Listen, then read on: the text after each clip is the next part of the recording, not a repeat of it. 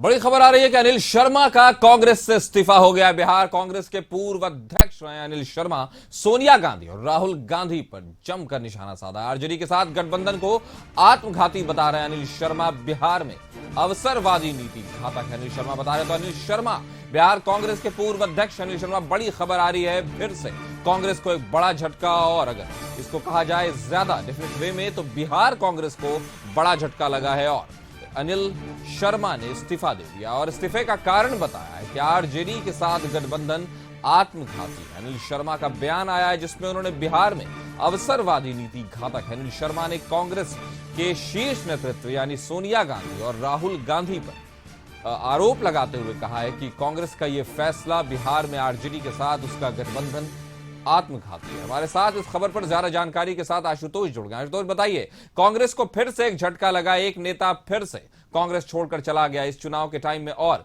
सीधा हमला राहुल गांधी और सोनिया गांधी पे कर रहे हैं, क्या कहेंगे आप? नहीं, बिल्कुल लोकतंत्र बचाओ रैली महारैली हो रही है दिल्ली में और ठीक उसी वक्त अनिल शर्मा जो कांग्रेस के बिहार कांग्रेस के पूर्व अध्यक्ष रहे हैं और 39 साल उन्होंने पार्टी को दिया है और आज उन्होंने बगावत करके पार्टी से इस्तीफा दे दिया और कई गंभीर आरोप भी अनिल शर्मा ने लगा दिए हैं।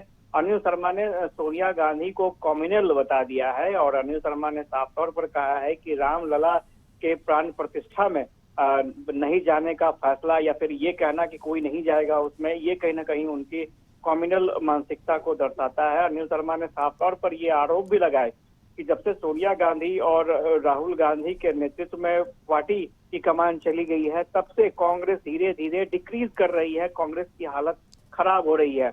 और साथ ही साथ बिहार की परिप्रेक्ष्य में जो राजनीति चल रही है उन्होंने इस पर भी गहरी चिंता जताई और ये भी कह दिया कि आरजेडी के साथ जब तक कांग्रेस रहेगी तब तक कांग्रेस की स्थिति बिल्कुल खराब होती रहेगी।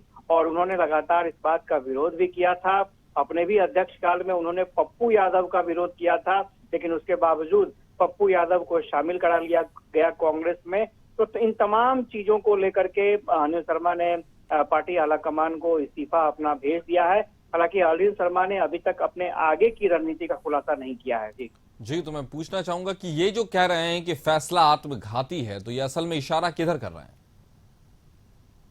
नहीं, बिल्कुल। और बिहार कांग्रेस में चूंकि वो अध्यक्ष रहे थे 2009 से 10 तक अध्यक्ष रहे थे और लगभग 2 साल का उनका कार्यकाल था।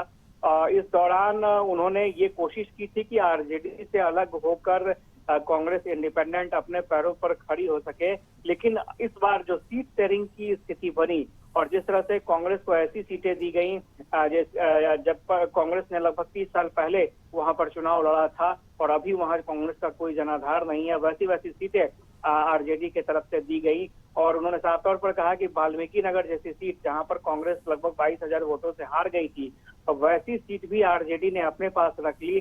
तो ऐसे में कहीं ना कहीं कांग्रेस को बिहार में दबाने की कोशिश लगातार आरजेडी ने की है और जब तक राहुल गांधी और सोनिया गांधी रहेंगे तब तक बिहार में आरजेडी के साथ लगातार कांग्रेस पार्टी गठबंधन में रहेगी और ये कांग्रेस पार्टी की मजबूरी बन चुकी है और कांग्रेस पार्टी इसी बैसाखी के सहारे चलेगी। तो स्वाभाविक तौर पर कई गंभीर आरोप लगाए हैं, देखना दिलचस्प होगा कि कांग्रेस की तरफ से क्या रिएक्शन आते हैं। जी, तो ये माना जाए कि कांग्रेस जिस वक्त एक एक कार्यकर्ता की उसको आवश्यकता है, उस वक्त एक पुराने नेता का छोड़कर जाना उसको उन्होंने आत्मघाती और कहा जाए कि अवसरवादिता जो कारण दिया है। तो आशुतोष, क्या हम ये कह सकते हैं कि इस वक्त जबकि लोकसभा चुनाव सर पर है, कभी सीट बंटवारे को लेकर, कभी सीट्स को लेकर कुछ ना कुछ दिक्कत आ रही है, उस वक्त कांग्रेस को जबकि पुराने एक्सपीरियंस लीडर्स की जरूरत है, उस वक्त ऐसे लीडर का जाना कांग्रेस के लिए बहुत घातक है?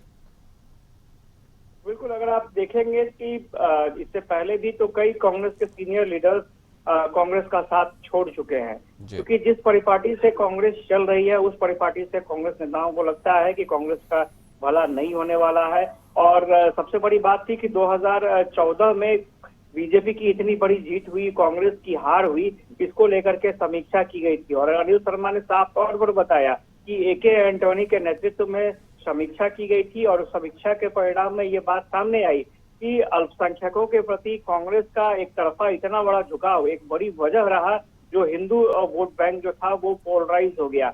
लेकिन उसके बावजूद भी इस संदर्भ में कोई कार्रवाई नहीं की गई, कोई भी बेहतर कदम नहीं उठाया गया ताकि कांग्रेस फिर से सभी लोगों के दिल में अपना जगह बना सके, और जिसका नुकसान लगातार कांग्रेस को होता जा रहा है। लेकिन उसके बावजूद भी, नुकसान के बावजूद भी कांग्रेस समझने वाली पार्टी नहीं दिख रही है। खासतौर से कांग्रेस का जो शीर्ष नेतृत्व है वो कहीं ना कहीं एकदम समझ नहीं पा रहा है जिसका नुकसान कांग्रेस को हो रहा है। और ऐसी परिस्थिति में, इतनी निगेटिव परिस्थिति में रहना संभव नहीं हो पाएगा। और यही वजह है कि कांग्रेस के कई नेता जो है वो माफ कीजिएगा, कांग्रेस का दामन छोड़ चुके हैं। हालांकि कई नेताओं ने बीजेपी का भी दामन थामा है, लेकिन अनिल शर्मा ने अब तक इस बात की जानकारी नहीं दी है कि वो किस दल को ज्वाइन कर रहे हैं या फिर आगे की क्या रणनीति होने वाली है। तो बिहार कांग्रेस के पूर्व अध्यक्ष अनिल शर्मा ने कांग्रेस से इस्तीफा दे दिया और उन्होंने आरजेडी के साथ गठबंधन को आत्मघाती बताया, वहीं अवसरवादिता की भी नीति।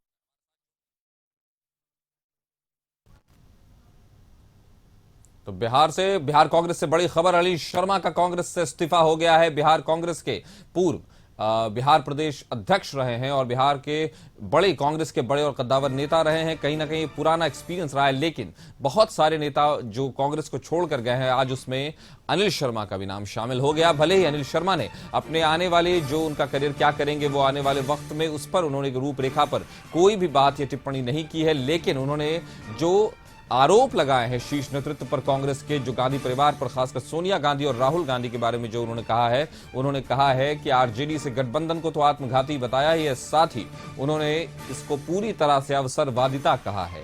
और सोनिया गांधी को उन्होंने, जो कांग्रेस की शीर्ष नेता हैं, उनको उन्होंने कम्युनल यानी सांप्रदायिक करार दिया है। राम मंदिर को लेकर के भी उन्होंने कहा कि उसमें नहीं जाना और पार्टी को मना कर देना, यह आत्मघाती था।